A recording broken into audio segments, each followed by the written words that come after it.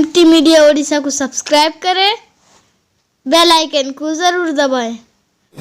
अल्हम्दुलिल्लाह नहमदुहु व नस्तईनुहु व नस्तगफिरुहु व नु'मिनु बिही व नतवक्कलु अलैहि व नअऊज़ु बिल्लाहि मिन शुरूरि अनफुसिना मन यहदिहिल्लाहु फला मुदिल्ल लहु व मन युज़लिलहु फला हादिय लहु व अशहदु अल्ला इलाहा इल्लल्लाहु वहदहु ला शरीका लहु व अशहदु अन्न सय्यदना व मौलाना मुहम्मदन अब्दुहु व रसूलुहु अरसलहु अल्लाहु तआला बिलहक्कि बशीरन व नज़ीरा व दाइयन इलल्लाहि बिइज़निहि व सिराजम मुनीरा अम्मा बअद फ़क़द क़ाल अल्लाहु तबारक व तआला फ़िल क़ुरआनिल करीम अऊज़ु बिल्लाहि मिनश शैतानिर रजीम बिस्मिल्लाहिर रहमानिर रहीम या अय्युहन्नासु इत्तक़ू रब्बकुम इन्न ज़लज़लतस्साअति शैउन अज़ीम यौम तरौनहा तज़हलु कुल्लु मुर्ज़िअतिन अम्मा अर्ज़अत व तज़अु कुल्लु ज़ाति हम्लिन हम्लहा व तरन नास सुकारा व मा हुम बिसुकारा वलकिन्न अज़ाबल्लाहि शदीद वक़ाल अन्नबी सल्लल्लाहु अलैहि वसल्लम लक़ीतु इब्राहीम खलीलल्लाह फ़क़ाल अन्नबी सल्लल्लाहु अलैहि वसल्लम अख़बिर मिन्नी उम्मतक अस्सलाम व अख़बिरुहुम अन्नल जन्नत क़ियानुन औ कमा क़ाल अलैहि सलातु वस्सलाम।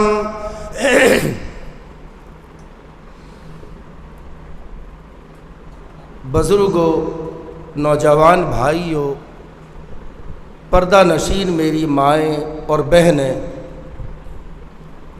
अल्लाह रब्बे करीम का एहसान और उसका करम है कि अल्लाह के घर में हमें बैठने की तौफीक मिली। और ये जो इलाका है ये इल्मी इलाका है।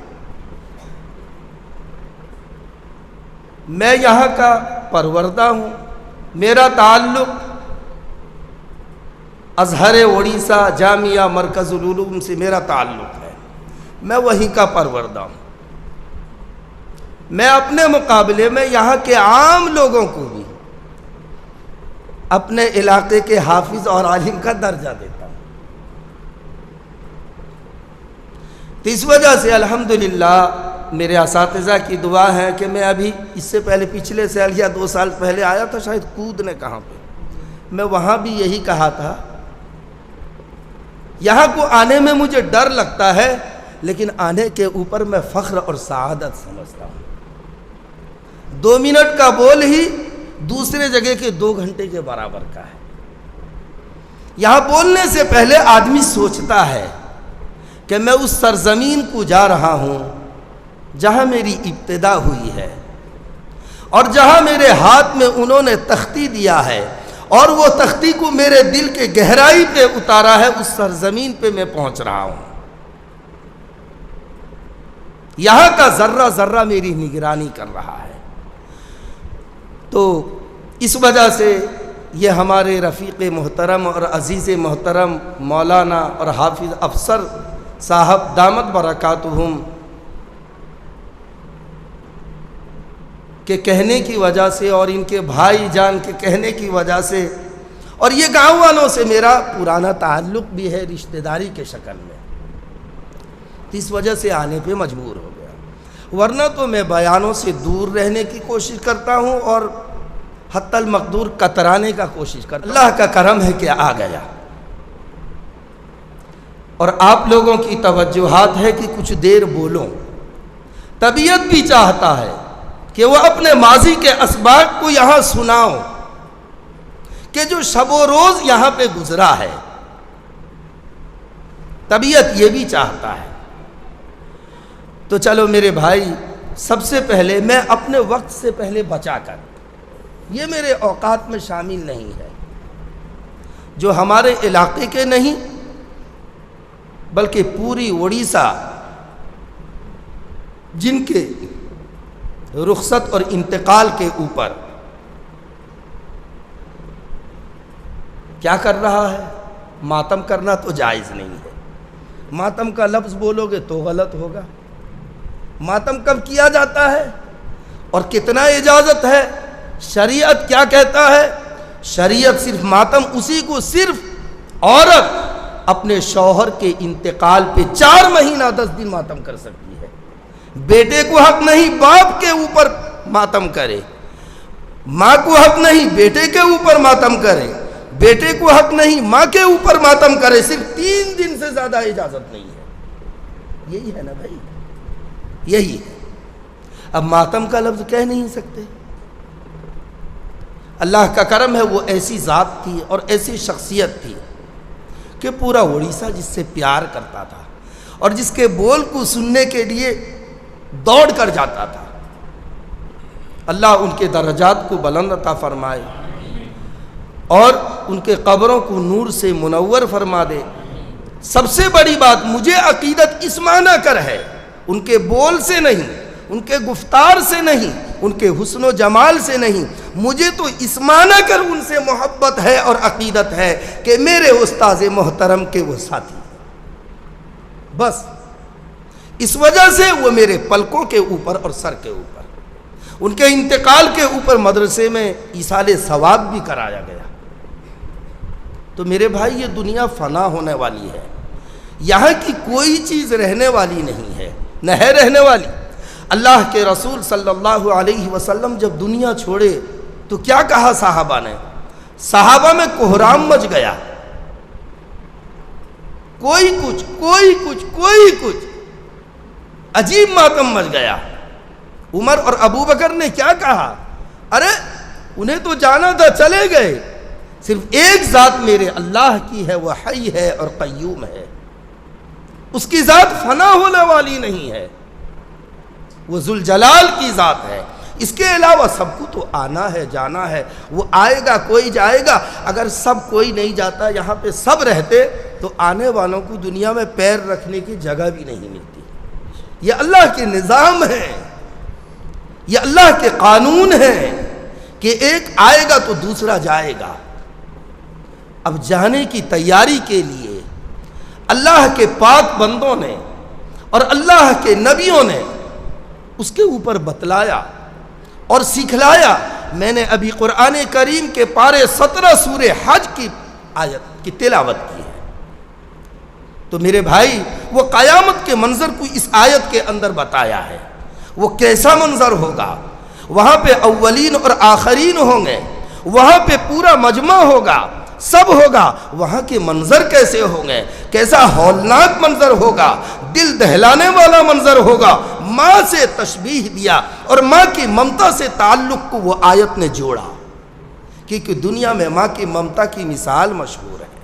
تو میرے بھائی، ابھی حضرت مولانا جلال صاحب دامت برکاتہم امیر شریعت کے صاحب زادے وہ بتلا رہے تھے، وہ ایسے تھے ایسے تھے۔ جتنا بھی کہا جائے کم ہے، جتنا بھی کہا جائے کم ہے، کیونکہ بڑے کی تعریف چھوٹا ادا نہیں کر سکتا ہے۔ ان کے ایک جملہ میں بتلا دیتا ہوں۔ ایک مرتبہ میری بھوونیشور میں ان سے ملاقات ہوئی، بیچارے گرمی شباب میں تھے۔ میں کہا کہ حضرت، آپ اسٹیج کے زینت ہو، ایسا چندہ کرتے ہو تو اچھا نہیں لگتا ہے۔ میرے بول غلط تھے، انہوں نے جواب ایسا دیا کہ میں نہیں، میرے پاس جتنے لوگ بیٹھے ہوئے تھے وہ سب ششتر رہ گئے۔ ان کے جواب دے تھے کہ بیٹا بات یہ نہیں ہے، اللہ نے مجھے بہت نوازا ہے، میں صرف اس وجہ سے یہ کام کرتا ہوں کہ اڑیسہ میں آنے والی تم جیسے علماء کی نسل کبھی اس کو گھٹیا نہ سمجھ لو، اور کبھی یہ تم سمجھ نہ لو کہ مجھے لوگ غلط سمجھیں گے میں اگر یہ کام کروں گا۔ تمہارے سامنے میں نمونہ کھڑا ہوں، پیش کر دینا کہ اتنا بڑا اڑیسہ کا عالم یہ کام کرتا تھا تو میں اس کے سامنے کیا حیثیت؟ یہ اس کی ذات تھی۔ بڑے کے بول بھی بڑے رہتے ہیں اور چھوٹے کے بول بتلا دیتے ہیں کہ یہ چھوٹا ہے، اور بڑے کے بول بتلا دیتے ہیں کہ یہ بڑا ہے۔ خیر، ان کی تعریف جتنی کی جائے کم ہے، بس ان کے لیے اتنے ہی ہے کہ اللہ پاک ان کے درجات کو بلند عطا فرما دے، اور ان کا جو مشن ہے اور ان کے جو مجاہدے تھے اور ان کے جو کارنامہ تھے ان کی اولاد تک نہیں بلکہ آنے والے اڑیسہ کے نسل اور علماء طبقہ جو ہے ان کی پوری ذمہ داری کو اپنی ذمہ داری سمجھے۔ تو چلیں اب بات کو شروع کرتے ہیں۔ تو میرے بھائی، میں یہ کہہ رہا تھا کہ یہ دنیا کسی کے ساتھ رہنے والی نہیں ہے، وہ کسی کے ساتھ وفا نہیں کہے تو ہمارے اور تمہارے ساتھ کیا کرے گی؟ بتایا کہ بظاہر تو یہ دنیا خوبصورت ہے، سہانی ہے، بظاہر تو یہ دنیا خوبصورت ہے، سہانی ہے، بقا اس کو نہیں حاصل یہ دنیا دار فانی ہے، بقا اس کو نہیں حاصل یہ دنیا دار فانی ہے۔ اس کو بقا ہے ہی نہیں، اسے رہنا نہیں ہے، اس کی خوشی بھی ختم ہوگی اور اس کے غم بھی ختم ہوں گے، اس کی اچھائیاں بھی جائیں گی، اس کی برائیاں بھی ختم ہوں گی، کسی کے کوئی کام نہیں رہتا ہے۔ لیکن ہاں ایک بات ہے کہ آدمی کو جب کچھ مال مل جاتا ہے اور کچھ ثروت مل جاتا ہے، کچھ ڈگریاں مل جاتی ہیں، کچھ حسن و جمال مل جاتے ہیں، بولنے کا ڈھنگ آ جاتا ہے، علم کی شہرت مل جاتی ہے، تو وہ اپنے اوپر اکڑاتا ہے۔ تو جب اکڑ کے اوپر اترتا ہے تو اللہ ایسے اکڑ والوں کو پسند نہیں کرتا۔ بتایا کہ کبھی اترا کے چلتا ہے، کبھی بل کھا کے چلتا ہے، کبھی اترا کے چلتا ہے، کبھی بل کھا کے چلتا ہے، تو جس پر ناز کرتا ہے یہ دو روزہ جوانی ہے، جو جس پر ناز کرتا ہے وہ دو روزہ جوانی ہے۔ دوستو بزرگو، بس یہ جو مولانا رحمت اللہ علیہ کی بات سے آئی بات کہ سب کو جانا ہے، اس کے متعلق بس ایک دو بات تھی جو یہ میرے ٹائم کے اندر شریک نہیں تھا۔ اب انشاءاللہ بات سنو، مجمع بیٹھ جائے انشاءاللہ العزیز، کچھ نئی باتیں آپ کو بتلا کے جاتے ہیں۔